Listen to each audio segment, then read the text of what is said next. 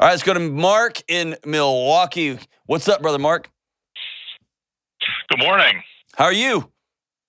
Well, I'm doing real well. How are you doing this morning? Real well, too. That's great. What's up, man? Well, excuse me. So, the situation that I have is I have a family member that I'm really close with, and at the same time, we can't have a face-to-face without, like, screaming matches. And a lot of that has to do with the fact that, in my perspective, he is just an indescribable bigot, and I can't let it go. That's hard, man. So, how do you hold in two different hands? How do you hold one, he's a great man, and then the other hand, he's a bigot that is so hard to be around. I lose my character and temper. That's why I'm calling. Gotcha. I think we ought, especially with people we love, especially people we respect, or people that we are in some sort of forced community with, we often have a picture of them that we make up and we impose it on them. And then their reality bangs up against that picture, and we end up being the ones that go crazy. And so I want to challenge your original picture that this person in your life is a good person or a great person or a person worthy of 1 second of your time. So give me some things that make this character traits that make this person a great person. Oh, very family oriented, extremely driven, loyal, loving where he chooses to show it.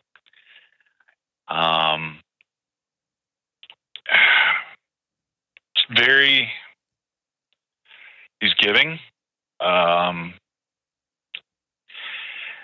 And I don't, part of it is, obviously the mental framework and values that I was raised with. So that's got a lot to do with where it's coming from in terms of my respect for the guy. Okay. So when all the things you told me, it has a fascinating twist on them. Driven, loyal, loving, giving. I wrote some of these down. These are all traits that when you step back and look at somebody can point to a person of character. But it can also point to somebody who is obsessed with control. Oh, no comment. So when somebody uses love as a weapon, it's this way and you get my love. It's not this way and I'm done with you. Or I'm done with that group of people, or people who look like that, or act like that, or love like that, whatever the thing is. I will give generously, obnoxiously, only if you're in my good graces. And here's how you get in my good graces. I will be loyal to the ends of the earth for only my tribe, with which I describe you see what I'm saying? Oh, so 100%. These things can be really, I mean, this is how I look at the people around me. Like, are people I associate with, are they generous and giving? The friends that I have, when we go to dinner, the fight's over who's paying, not who's not paying. I remember back in college, we almost came to like fist fights over it. I'm paying this check for this table. I'm paying this check for it was a thing. And they're overly generous. And I've got friends who are overly loving and overly, like, obnoxiously overly loyal. But it's a selfless type of love and generosity, not one that helps control the world around them. Right? So when you say like a major bigot, what does that mean? Somehow, in every conversation, racism gets thrown in, and it's just peppered in like it's normal. Mm. And I just I see white. Yeah. And I don't mean that in the racist way. I mean, it's just I was going to see say, this white hot who's flash racist of here, rage, Mark? and Just kidding. So yeah, I'm like, whoa, hit the brakes right here, right now. I don't care what we're doing. I don't care where we are. Yeah. I just snap. Yeah. And this person is not going to not be in my life. So I need tools or tricks. And see, I want to press help on that. Why? dial that button down. Why have you trapped yourself? Number one, on behalf of humanity, thank you for standing up and saying that's not okay. I'm grateful for that voice. We need more voices like that. Okay, thank you for that. Why have you locked yourself into, I will be in this person's life, and this person will be allowed into my life and to my kids' life?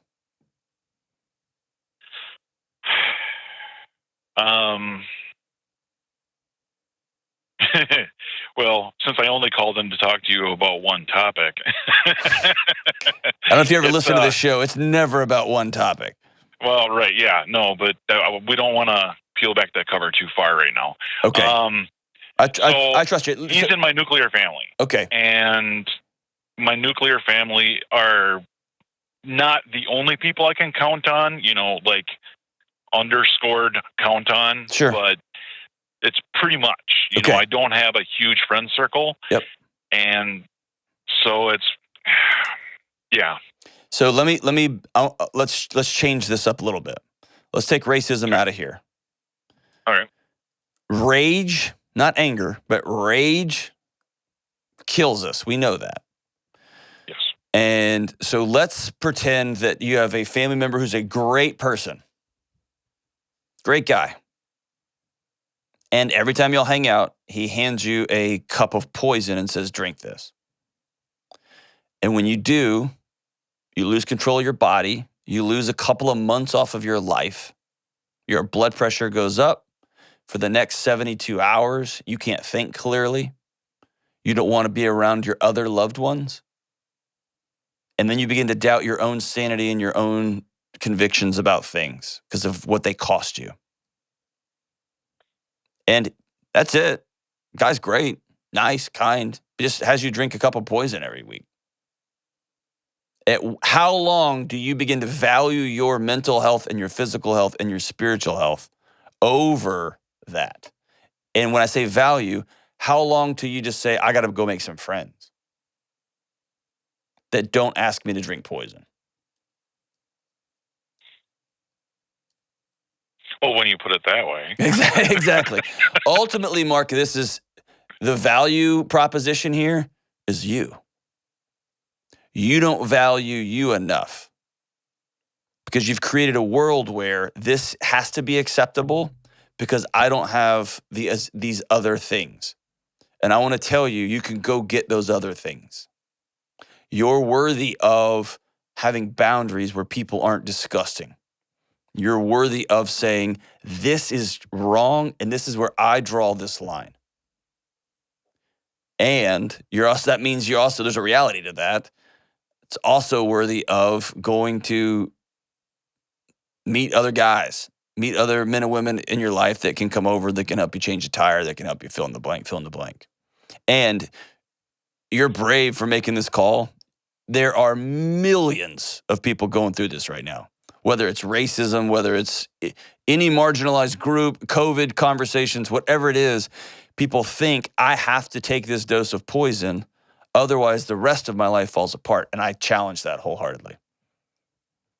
What I hear often is people say, oh my gosh, I didn't realize that by holding the line on this boundary, there was 6 other family members that were like, oh, thank God, now we can have the conversation. Or I didn't realize how fun Thanksgiving could be. I've hated it for 30 years. I didn't realize that it could be a joyful holiday with just a couple of knuckleheaded friends and strangers I didn't even know. We watched football and played around and played domino. I didn't realize that there was this much laughter that could be had. That's what I hear often. But to ultimately answer your question, you can't control his behavior. You can only control the boundaries you put up. And I want you to know you're worthy of strong boundaries. Do other people in your family not call bullcrap on this? No. Well, okay. Not the people that I interact with. There are a few others that I think probably would, but I don't. I don't spend time with them. So, just physical location, etc. Yeah. I want you to have a life of peace, brother. Well, you and me both. Thank you. Well, but the next part of that is this. You're choosing right now to not have a life of peace. And I know that sounds awful, and I just put you in a corner, but that's the choice. And I also know we could probably there's probably more complexity to this story. You know, if you and I were hanging out, and you could be like, and this, and this, and this. But I want you to have peace in your life, brother. And right now you're choosing this relationship and this toxicity, and you're choosing just to drink poison just so you can keep this connection. It's why people stay in abusive marriages. It's why people keep going to the same Christmas event for 30 years in a row. It's why people stay in toxic jobs with bosses that beat them up physically and spiritually and mentally. It's just look around at our country, man. We're struggling. You're worthy of saying, I'm going to be around people who love, not people who hate.